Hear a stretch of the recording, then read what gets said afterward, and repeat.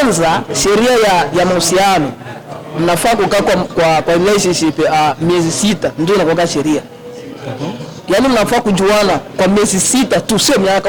Ukiona mtu anasema mimi na boyfriend yangu au mimi na girlfriend wangu sasa hivi tumefunga miaka 2, huo ni ujinga. So wewe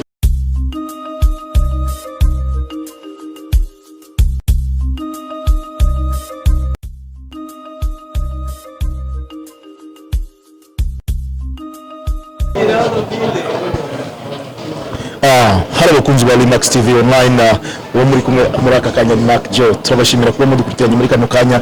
Uyu munsi twafashe iyindi ntera yo kuba twageze ahantu hari abantu benshi tukagira ngo tubaze ibibazo bitandukanye. Reka tubanze tubasuhuze batwibwirire na kutwibwira then tubone kubaza ibibazo twabateguriye. Karibu. Asante Misha, karibu. Asante sana, asante. Yes, tumewakaribisha mwe tuwaulize majina zao, ni wanani, wanafanya nini hapa, kinini kimewaleta? Okay, kwa majina naitwa Maua. Maua, flowers eh? Umefika hapa namna gani uko nini? Nimekuja kusherehe ya ndugu yetu hapa ameoa. Sasa ameunganishwa watu wawili. Wewe ni nani? Mimi naitwa Hussein Omari. Hussein Omari. So leo hii wedding yenyewe hapa ni ya ndugu yangu, yaani mtoto wa shangazi yangu. Okay, asante sana. So mmesikia ni Hussein na Maua. Nataka niulize maswali, just short questions. Kuna swali ya kwanza inauliza hivi. Unaweza kuitika mtu akuoe mwenye hawezi kuja kwa marriage yako? Kuitikaje?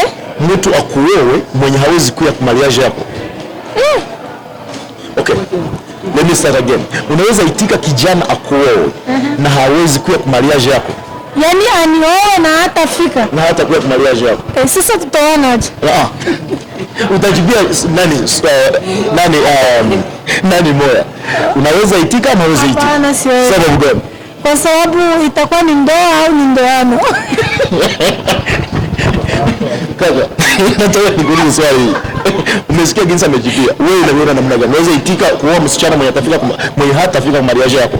Kwanza hiyo swali iko difficult kwa sababu hauwezi kufunga ndoa au unaweza fungaje ndoa na huyo mtu ikiwa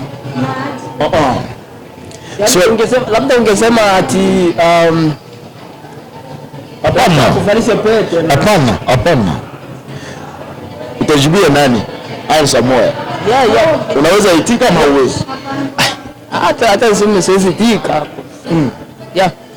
Unaweza itika? No. Sababu gani?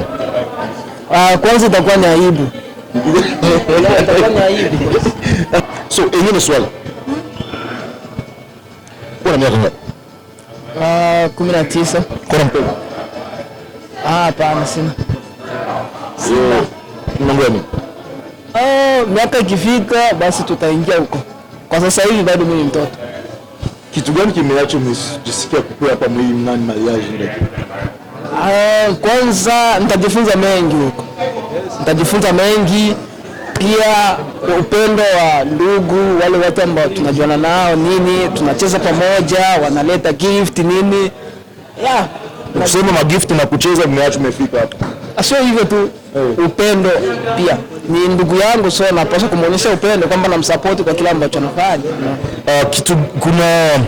Unaona kama unaenda mariage sana vinachaka na wewe unajisikia kuoa kabla wakati na haijafika. Hauone kama vitaacha na unaoa na huyafika wakati juu ya kuenda mariage sana. Kwa wale wenye watachukulia faster nini, labda wakafanya hivyo kwa sababu ya kuvutiwa na kile ambacho wameona.